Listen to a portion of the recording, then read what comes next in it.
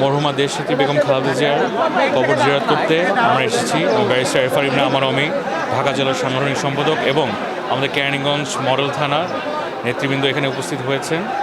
দেশনেত্রী বেগম খালেদা জিয়া উনি অন্ধকারের আলোর প্রতীক এবং উনি মানুষের অধিকারের রক্ষক ছিলেন, এবং তিনি বাংলাদেশের গণতন্ত্রের ঐক্যর প্রতীক, বাংলাদেশের মানুষের আশা এবং আকাঙ্ক্ষার প্রতীক ছিলেন বলেই তাকে এই ফ্যাসিবাদী সরকার তাকে মিথ্যা মামলা দিয়ে, সাজানো মামলা দিয়ে তাকে হয়রানি করেছে, তাকে মৃত্যুর দিকে ঠেলে দিয়েছে।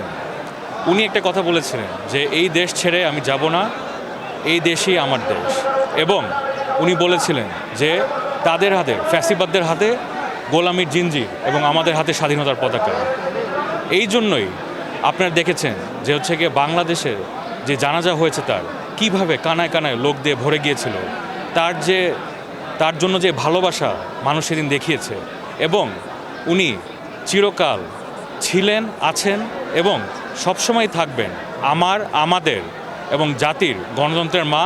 এবং তার এই ঐতিহাসিক যাত্রার আমি সামান্য সঙ্গী হতে পেরে আমি গর্বিত এবং আল্লাহ তাআলার কাছে কৃতজ্ঞতা প্রকাশ করছি। তার শিক্ষা, তার রাজনৈতিক শিক্ষা সারা জীবন আমি বয়ে চলব।